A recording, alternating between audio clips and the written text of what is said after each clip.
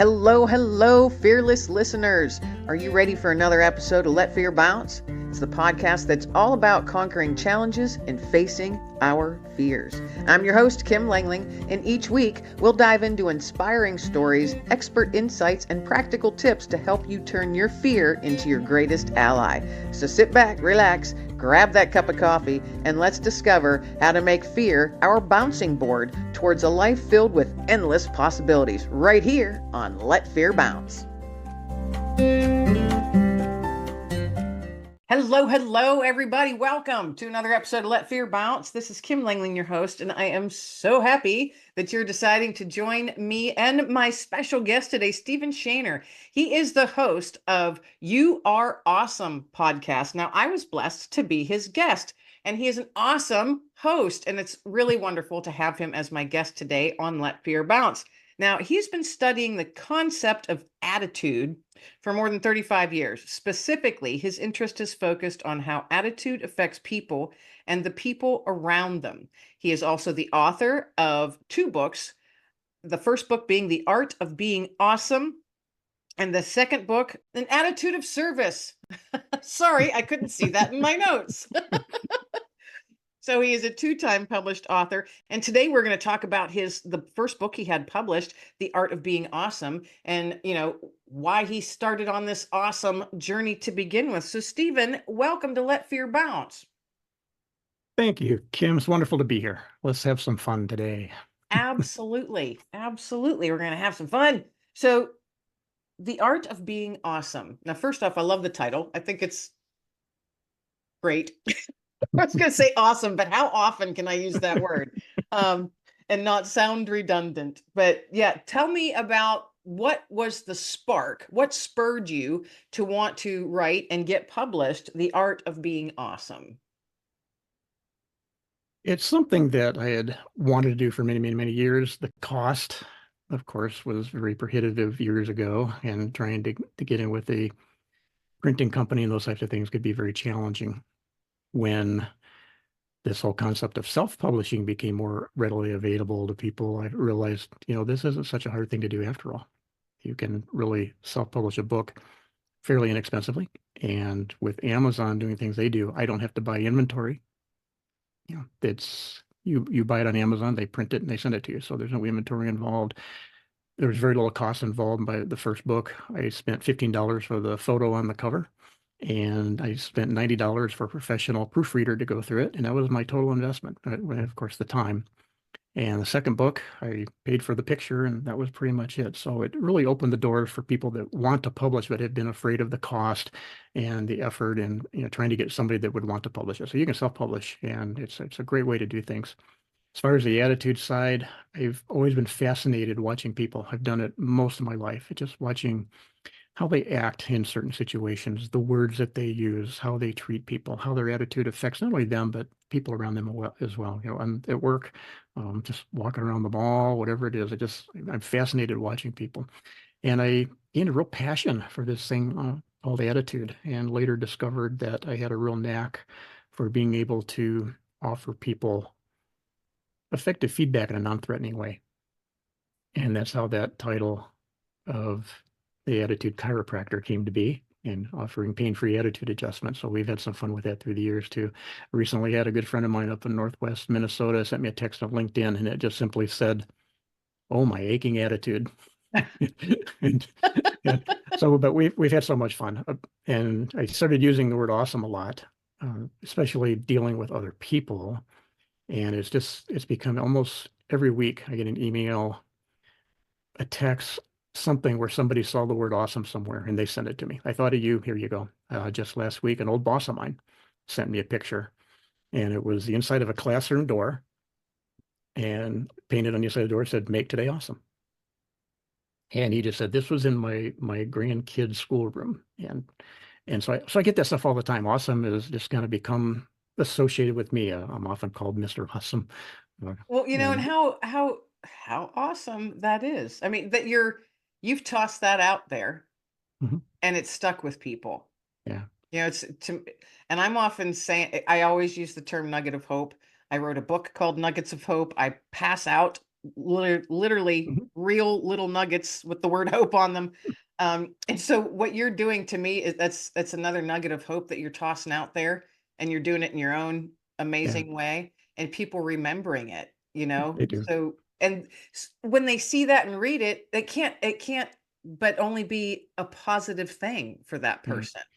One of the things I do regularly is when every email I send and text that I send, I put on the bottom thanks or thanks for all you do or whatever it is, but I always finish with you are awesome.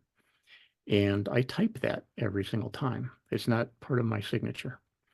In fact, I misspelled it once, and the guy replied, "Fix your signature. You misspelled it." And I replied, "It's not in my signature. I type that every time." And he was like, "Wow, personalized, awesome messages." But I frequently get people reply, "Wow, thank you. I didn't expect that." And And I most don't anymore. I mean, and it no, seems as if the world that we live in, most don't expect positivity. mhm, They don't absolutely. expect that pat on the back, or what I have found recently, and especially with a lot of my guests that have talked about the same thing, people don't anticipate being seen or heard. Mhm. They feel invisible. Yes. And that's, to me, its own form of pandemic. Mhm. That's awful Yeah. that people should feel invisible. And you are, even just with your signature, as you said, you type it out. Now, if people didn't know that, that's a It, purpose. You're doing that on purpose. That's a big deal, actually, because you're and I personalizing it that to that person, saying, you, my friend, are awesome. Yeah, and they don't know that I type it every time, but I do that No, no, but you for me know as it. well. Yeah, but it does, and it's for me as well. When I type that out, it reminds me, okay, this is what I'm about. This is what my message is about. And you give out the little nuggets of hope. I have the "You Are Awesome" cards. I carry those Yeah, with me wherever I go. So in a restaurant, I pay the waitress, and they get a "You Are Awesome" card. Or just something just on my head. Just eh, I had some work done on my vehicle. I caught a rock in the headlight, and so I had to take it in. They had to replace the headlight housing, and there was a ding on the hood and the fender, so those got repainted. So they had the car for about a week and a half, and I went back, picked it up, and they detailed this vehicle from front to back, inside and out. I mean, it looked like a brand new vehicle, and that was just so unexpected, because you don't get those exceptional experiences that much anymore. And I just like, this is wonderful. Here, you get a copy of my book, and all the employees, I have little wristbands, little orange wristbands that I'm wearing that say "You are awesome," or they actually say "I am awesome" on them. So all the employees got a wristband. So it's just the little things like that. It's amazing what a difference that makes in people's lives. it does. And I don't think people do realize, Mm. and a lot of times we ourselves may not realize just how far reaching your wristband is, or your awesome cards, or my little nugget of hope. Mhm. We don't see that end result, because we started the ripple, Yes, absolutely. and we don't know where it, and I don't think we're supposed to know where it ends. But I think, you're putting it out there with that pure intention, and sincere, obviously, that Mhm. sincere, pure intention. And it can't help but make your little slice of the world a better place. Yeah, and that's the goal. Indeed. So yeah, so many people, and I talk about this in the book, and this was me for a while. They don't understand where attitude really comes from. And we get caught in this. Okay, I'll have a good attitude when my wife does this, or my boss stops doing this, or the government does this, or the weather is this, or it's Friday, and it doesn't have to be that way. We can choose our attitude in any given situation. We don't have to wait for something to happen. And when we do that, it just really does have a profound effect on us and those people around us. Recently, my wife had some medical issues, thought was heart related. She spent 4 days in the hospital having just about every heart test you can imagine. It turned out it wasn't heart at all, and she's doing fine. But the entire time she was in the hospital, whenever I went in there, I was positive. And one of the nurses actually approached me. I don't remember if it was when I was coming or going in the hallway, and she says, "How can you be positive in this situation?" And I just looked at her. I says, "Let me ask you a question." I says, "If I came in here negative, how would that help the situation?" And she thought, I says, "Or if I came in here negative, how would that help my wife?" And when we're getting ready to leave, when they're checking her out, everybody thanked her for just being such a wonderful patient and being positive, and it makes a difference. And people don't, and I'm sure in that type of scenario in the hospital, they don't see that very often. Oh, So probably not. yeah, Yeah. so but it does make a difference. So Yeah, I think attitude, having a positive attitude, and it is a choice, you used that word when you first started talking about that, mhm, you choose to have a positive attitude. yeah, And I it is think people unfortunately let social media and the world dictate how they feel instead yeah, of actually checking in on their own selves and mhm, saying, you know what, I don't want to feed into all this negativity and darkness and divisiveness. I'm choosing not to yeah, exactly. toss But out positivity and awesomeness in the world, that it needs more of that. So, what's the world need more of? And then do that, in a positive way. yes, absolutely.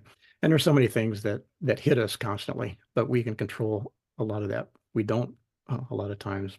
For example, for years, my Sundays was watching all the news programs and Mhm. screaming and yelling at the TV, but I haven't done that in over 15 years now. I don't need that.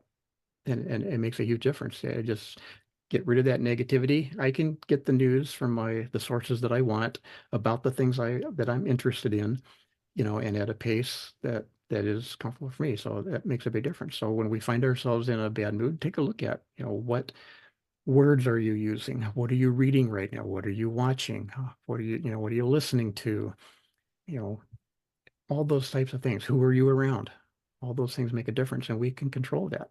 And by eliminating those negative things, we can be more positive, and it truly, truly has a much better impact on people. Imagine I had 25 employees, what it was like for them knowing that me, the boss, never got upset about stuff. It was always, okay, what can we learn from this? How can we prevent it from happening again? Let's move forward. And they never saw me come in with a negative, bad mood. So that had effect on them. And I know it too because my performance reviews reflected that.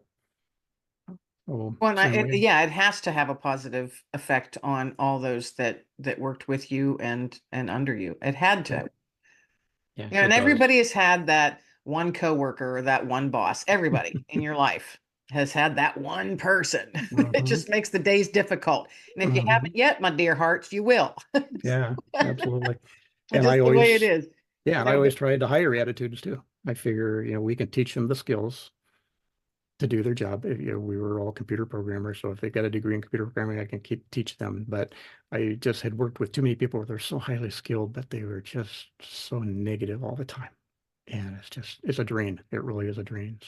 So we yeah, you avoided don't that. want to be with joy suckers. Fun suckers. Yeah, absolutely. Yeah. You don't want people sucking the joy out of your life. And you had Exactly. mentioned, the different things to do, such as, what you're listening to, reading, watching, and the people that are around you. And that's a big one.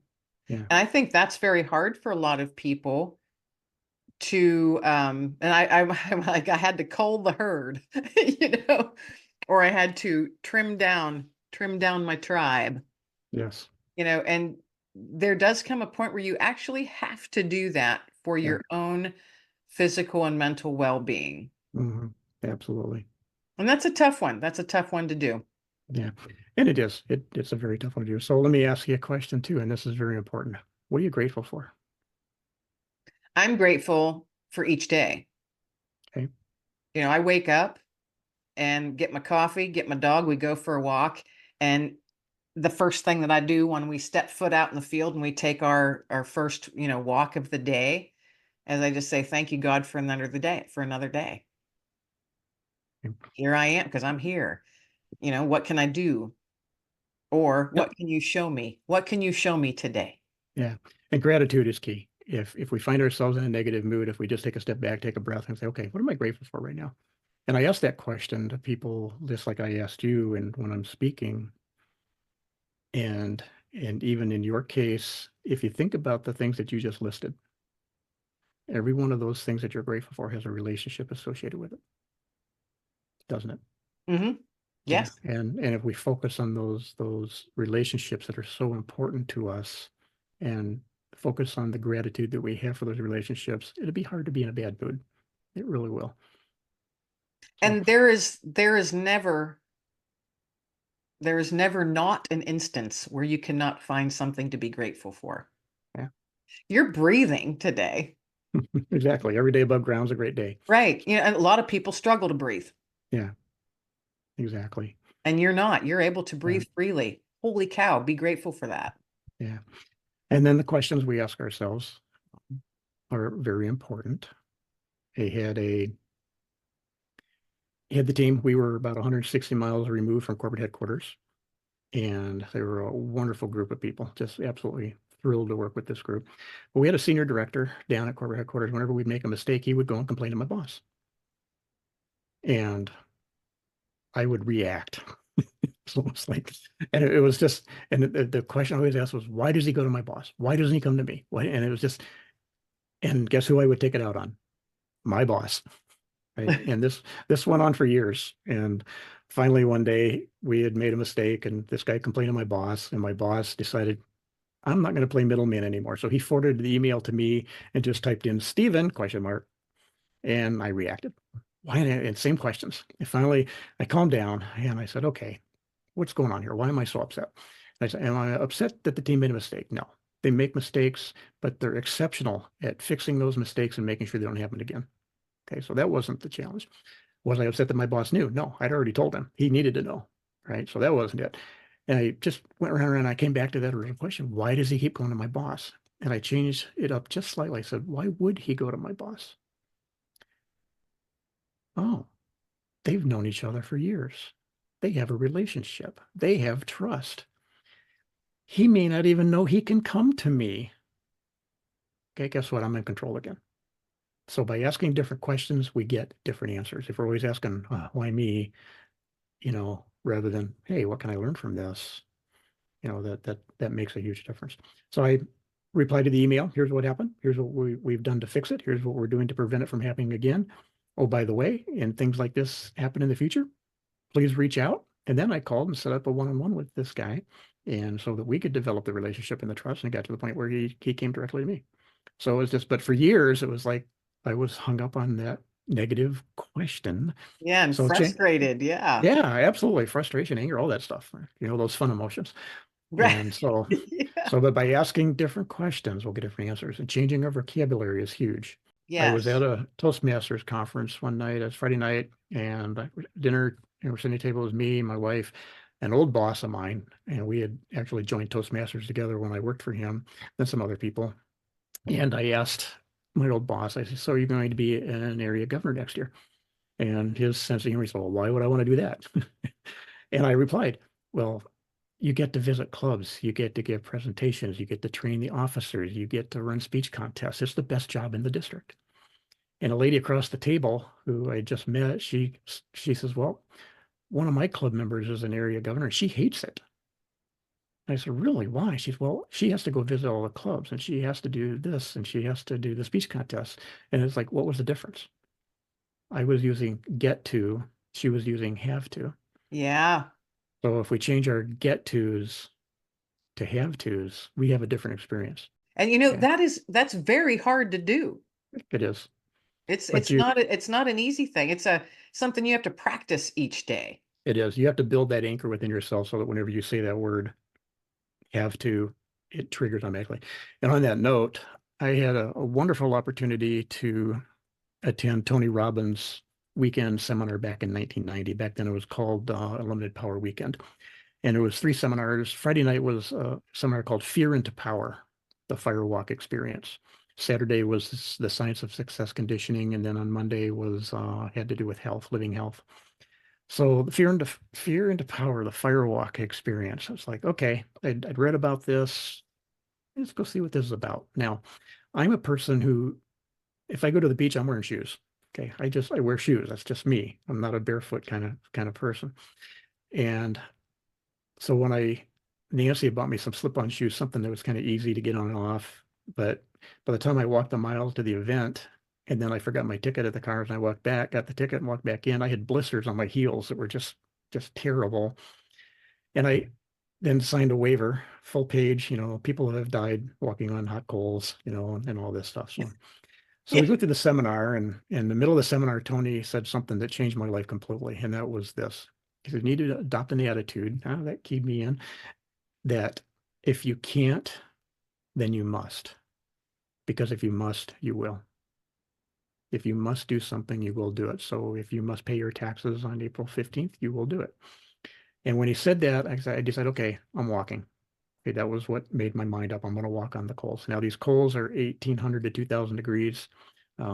You think about your campfire, those red hot coals laying on the Hmm. bottom. Okay, so your oven goes up to about 600, just to give you a frame of reference. So there's about 2,500 people there, and they were playing the jungle drums, and we're out in the parking lot. And I'm just kind of standing there watching. And this guy walks up with a wheelbarrow full of fresh hot coals and starts shoveling them in the line where I was kind of standing next to. And I got excited. And I walked up, and the guy that was next in line, I kind of nudged him aside. I said, "Excuse me." And I took off across the hot coals. And you can imagine, I mean, every belief about what you could or couldn't do is shattered at that point, because this was Right. something I had a legitimate fear of, walking But I think and everybody, I mean, that would be a healthy reaction yeah, exactly. Yeah. It's to fear walking across. some fear is good. You don't want to touch those flames, but ever since then, I've had that trigger in my brain. Whenever I catch myself saying can't, it automatically triggers must. Okay, I need to move forward with this. And that really helps eliminate the fear and work your way around that. So I've been blessed with that message. And it's really been remarkable in my life. And even doing the podcast, when I first started looking at that, I was like, wow, there's a lot involved here. And it's like, geez, can I do this? I don't think I can. It's like, wait a Mm. minute. Okay, I must. Yeah. And it's like, okay, what do I need to do to accomplish this? And I did the homework, and next thing you know, you got 135 episodes up. So Yeah. yeah, I think that's awesome. yeah, absolutely. So And you've so got, you've provided a platform not only for yourself, but for your guests yeah, to toss out even more nuggets, and so that's the beauty of it. I mean, you get to meet so many wonderful people and hear their stories, which are amazing, and hear their nuggets, and it's just been so much fun, and to meet so many wonderful people, yeah, such as I yours. feel the same. I feel exactly the same way. The people that I've met have they've each one of them in their own way has had an impact on me. Yeah, And it might be 2 years later, but I'll be like, you know what? Remember that person, that woman that I spoke to, and then I'll go back and because I always take notes when I'm talking to folks, and I try and write down, little snippets of what they said and stuff. And there's so many, when I flip back through my notebook, and I'll be like, oh wow, she did say this. I need to reach yeah, out to her, yeah. see how she's doing. You Nice, know, so yeah, they each one of them have had an impact on me, and nice. all positive, not a Yeah. single negative. Yeah, that's awesome. Yeah. It is. And the words we use. I mean, if I say, "Oh, this is devastating," what am I going to experience? Right. Devastation, whatever that means to me. So we have to be careful when we use words like that. They're used a lot out there. You They know, are they're used just way too casually. they are, and so those types of things. And I'm asked, how can you be awesome all the time? And I just simply say it's a choice. And I put that to the test one day. I was running some errands, work errands at lunch. As I was coming back to the office, I got rear-ended. And pretty substantially, actually. So got off on the side of the road, and the emotions, frustration, anger, all these other things started to pop up. And I was like, okay, I took inventory. I was fine. And then I took a deep breath and said, okay, can I make this a positive experience for everybody involved? I just asked that question, and I immediately felt better. So I got out of the van, went back, and it was two teenage girls, sisters. The driver was 18, the sister I think was 16, and the front of the car was smashed in pretty bad. So I said, "You guys okay?" And they said, "Yeah, we're okay." And she's like, "I am so sorry." She says, "I just got distracted for a minute. I'm so," and she was, and they said, "Look," I says, "I'm pretty sure when you get out of bed first thing this morning, you didn't say to yourself, 'I think I'm going to go hit some old man on the freeway today.'" And Yeah. she just kind of, and then she smiled, and her sister smiled, and all that anxiety went away. So was able to finally pry a door open, got him out. I called 911, said traffic accident, here's the location, no injuries. So we're talking, we're having fun, and then this police car pulls up, and this lady police officer gets out. And I should explain what I was wearing. I had a bright orange Hawaiian shirt, I had tan pants, and I had orange Crocs on. Right. So this police officer walks up, she goes, "What happened?" And the girl goes, I got distracted for a second and I hit him. And the police officer looked at me and she said, "You deserve to get hit dressed like that." Oh, So now four of us were having a good time in what would Right. normally be a very, negative situation. Right. And I'm sure had we been negative about it, the police officer wouldn't have said anything like that. So just by asking a different question, how can I make this a positive experience for everybody? It was a completely different outcome. Yeah. Just So think if everybody did that. it'd be Wow. awesome, What a wouldn't it? what Yeah. a different world it would be. Oh, there's so much contention out there if people would just take a Way step too back. much. Yeah. It's just, And it's just, and I think there are those folks, and you know it too, that mhm. feed on that. Yes. Yes. So that's why I was like, well, in my little slice of the world, I'm not letting that land. And I'm Good for gonna you. just keep on tossing out my nuggets of hope Good for you. in my little slice, Yeah. Good for you. and sounds like you're doing the same thing in your slice of the world. Yes. Much as I can. That's right. Yeah. Yeah. We're just one person, but Mhm. we can change our small slice of the world Yes, we can. in a positive way. So by golly, Yeah. I'm going to do it. How about you? Yes, indeed. So real quickly, because time is flying, but Yeah, it real is. quickly, you are a magician I am. and you are also a public speaker. Mhm. So outside of author and podcast host, public speaking, you did refer to that as you were chatting, but where did the whole magician, I'm going to do magic come from? Yeah, I'm not really sure. It wasn't one of those things as a kid. When I grow up, I want to be a magician. I didn't even start till I was like 29. So, but I was at Disneyland and picked up a magic trick, started playing around with it. And then I took a class down in San Diego where I was living at the time and moved to Florida and was working at General Electric there. And one of the guys I worked with had been a longtime magician, and we started teaming up and doing some shows together, which was great. We were just doing all the nursing homes, which was wonderful for me because it gave me a live audience to try some things. Then I started doing magic at a restaurant 2 nights a week, and I was making more doing that than what GE was paying me full time. And Wow. then I got accepted to Magic College back in LA. So I went to Magic College, and then I was a Magic regular. college. Yeah, I was a regular performer at the Magic Castle for years. So I've been doing it for over 40 years now. And Wow. yeah, so So it's what kind are there different kinds of because you see things like out in Vegas or television, well, used to be, like David Copperfield and stuff like that. They used to have uh, specials on, well, you know what? I don't watch normal TV anymore, so that maybe that's why I'm not seeing them. But do you do like big things or are you more no, sleight of hand type I'm magician? more sleight of hand magician, what we would call parlor magic. I mean, I've done Oh, shows for audiences of over 5,000. But most of what I do is like, small auditorium, a church, room, yeah. things like that. So I did a show last a year ago, January, had about 300. So but mostly it's the sleight of hand close up, parlor type magic that I do. So did you do anything with that during the pandemic when like the doors were closed? Did you It do was anything online with that?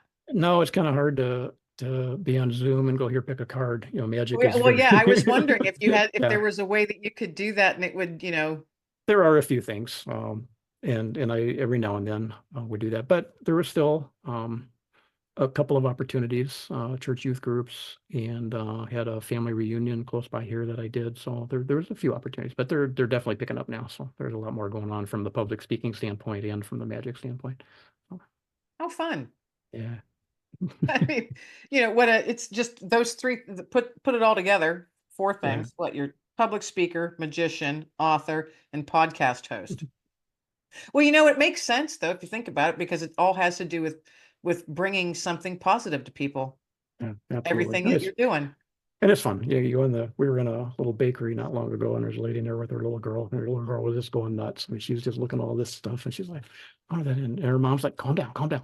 So she came over close, and I went, she, she looked at me like, "What do you Right? want?" Like stranger danger.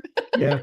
So I did a little coin trick for her, and her eyes got about that big, and she looked at her mom, and then I continued to do a little bit more. Her mom goes, "Can I hire you to come home and entertain her all the day, Yeah, every day?" And I, every day. so But you know what though? That's something that little girl's going to remember for a very long time. yes, absolutely. So that's the fun part. Yeah. Yeah. Very cool. Very cool. Yeah, This has been so fun having you as my guest. I just enjoy talking to you. I'd love to have you on again sometime later in the year, see what's happening sure. in your realm, in your neck of the woods. But I ask all of my guests to please toss out a nugget of hope to the listeners today, something that they can tuck away and carry with them. So what would your nugget of hope for today be? You are an incredible human being. And here's what I believe. You make a difference every single day. What you do matters. How you do it matters even more. Whatever it is, whether it's a parent, a spouse, a leader, a manager, whatever it is, what you do matters. But how you do it matters even more. So do it with an attitude that is positive, an attitude that empowers you and makes life fun and has energy. And not only that, but makes a difference in the world, those people, those relationships that we talked about that are so important to you. You do that and your life will change drastically. But more importantly, their lives will change as well. So that's my nugget of hope. You have that ability. Go forth and do great things. Indeed. Let's all do that today. Go forth and do a great thing today Yes. and tomorrow and the next day. Yes. Well, once again, thank you very much, Stephen, for being my guest today on Let Fear Bounce. It's been a true blessing. Well, thank you. It has been a blessing for me as well, and it has been fun. Thanks so much for the opportunity. All right, and you have a wonderful rest of your day. And everybody out there listening, this is your host, Kim Langling. Thank you so much for spending a small part of your day with myself and my guest today, Stephen. I know that your time is precious, so I do appreciate it. Everybody out there, be well, stay well, and be blessed. And that is a wrap, my fearless friends. Thanks for bouncing along with me on another episode of Let Fear Bounce. I hope you're feeling a bit motivated and ready to take on any challenge that might come your way in the coming days. Be sure to hit that subscribe button so you never miss an episode of Let Fear Bounce. Tune in each week for your dose of inspiration from my amazing guests from all over the world. So until next time, keep bouncing forward and stay fearless, my friends. Everybody be well, stay well, and above all, be blessed.